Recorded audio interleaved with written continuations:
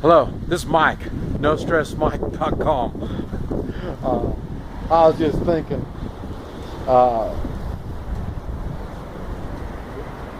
implied force. And I was just thinking, everything's been going really funny down here lately in my world. And one thing that has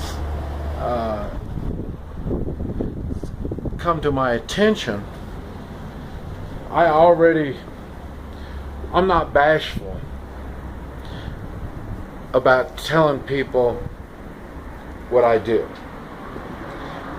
And I really don't know why, other than I'm older now. I'm wiser. I still got the capabilities, but I find myself in many difficult situations. That's one reason why I spend a lot of my time here at the hotel. The difficult situations here, it's at least it's my homeland. It's my stomping ground. So I have a little bit better control. And if you think back on all the stories I talk about, few happen here. It's what happens when I leave here. I guess this is why everybody's comfortable in their comfort zone, and this is my comfort zone. Maybe that's why people stay in their comfort zone. They don't want to get out and do things, and when they do, they go to resorts, other comfort zones. But normally I don't stay in my comfort zone. I do for rest. But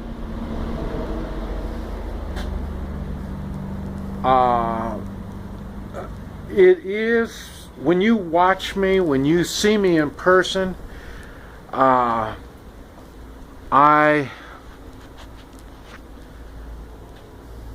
do things differently than most. It's a fact. And once people know about me, I'm accepted much easier. And it dawned on me. I mean, I know that. I know people realize that. But I didn't realize how much of a big thing it is in my life. And I was at a luncheon yesterday, and it's the same thing. These people, they don't speak English. They don't know me, but they know of me. And that's what they were talking about, some of the stories that they've heard about me being down here. Remember what it was? You know, the eye thing. That has really spread. I'm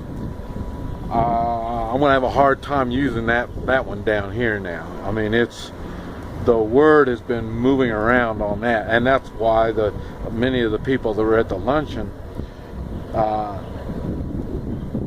they were hoping that I was going to do the eye thing, and like I say, the difference in the way people see things down here than in the United States is really amazing. And because, like I said, now I haven't done the eye thing in the United States, so I don't really know for sure how they're going to react. I do know I was asked not to do the other things that I do. So this is going to be a new thing when I get to the States. But these people, they know of me for different reasons. And it all comes back to the part of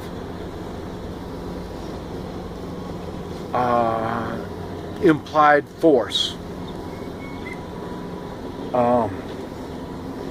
Now, force doesn't necessarily mean violent type force. There's different types, but it all comes back to that for me, on me. That's pretty much how people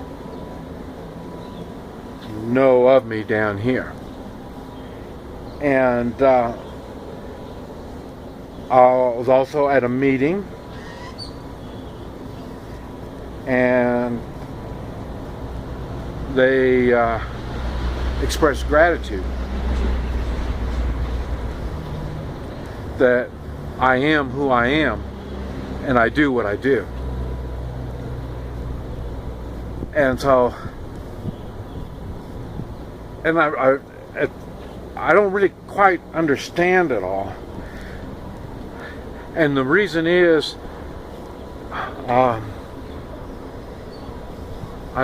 trying to think of how many violent acts I've been involved in down here. And not that many. There hasn't been that many.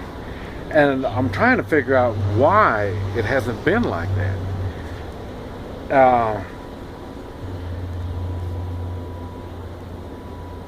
But like I say, when they express their gratitude for me not doing nothing, I mean, I don't even speak the language. So, but my presence makes a difference. And I haven't quite added it all together, but I know the violence has a part to do with it. You know, anybody that knows me knows I'm not violent. I'm real nice, friendly, no temper, no wild temper, no nothing like that. And so it's kind of that's the part that just amazes me. You know, that it's like that. But then again, there's been times that my actions, even though they're nonviolent, reflect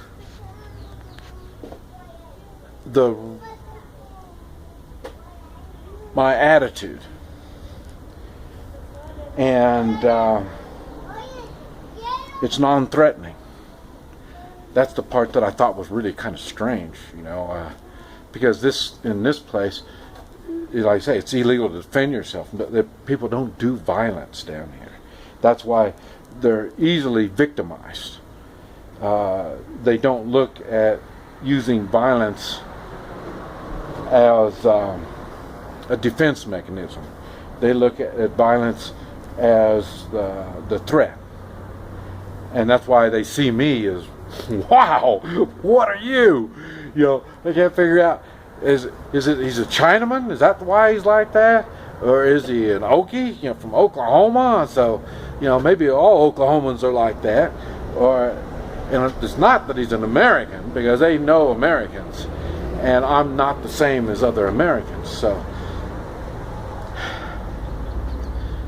there's more to it than that.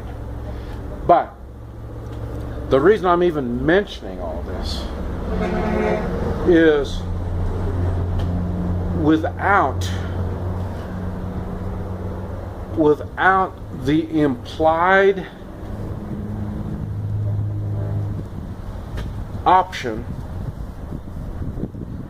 of violence.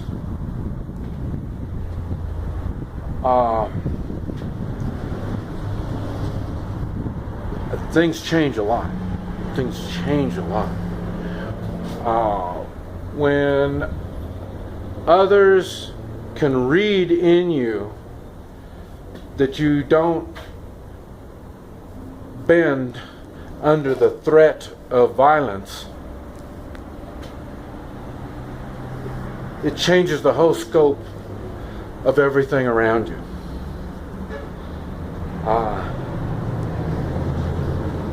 We talked about me going to the border and the problems I have at the border. I've had implied violence at the border before, and I didn't bend. And now I've been there so many times that they know me now, or know of me. I'll put it that, or right back to the same thing. They know of you, and it's funny because I told you the ones that got to me.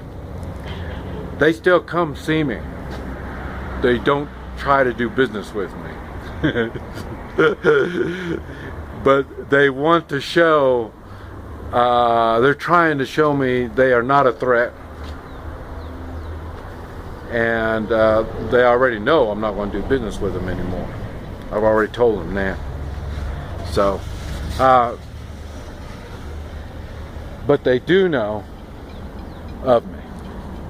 So the word does spread on people getting to know you, even if it isn't in the same language. And when it comes to force, implied force, that thing is something that is understood in all languages, and I would say in all cultures.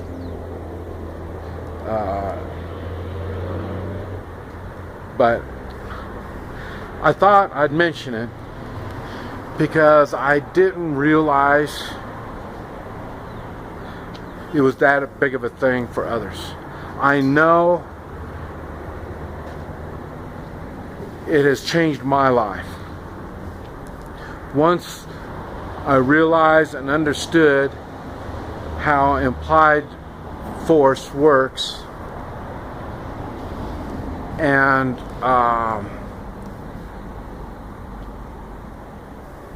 how to do it without scaring people, I've been able to do it. So, but I didn't realize it was, I knew it was a big deal, I just didn't realize it was that big of a deal that the people around me, I mean, I knew it changed my life, but it also changes the people's lives that are around me. That, I say, that's the thing that's really kind of shocked me more than anything. But anyway, I just wanted to share that little tidbit with you. This is Mike, NoStressMike.com.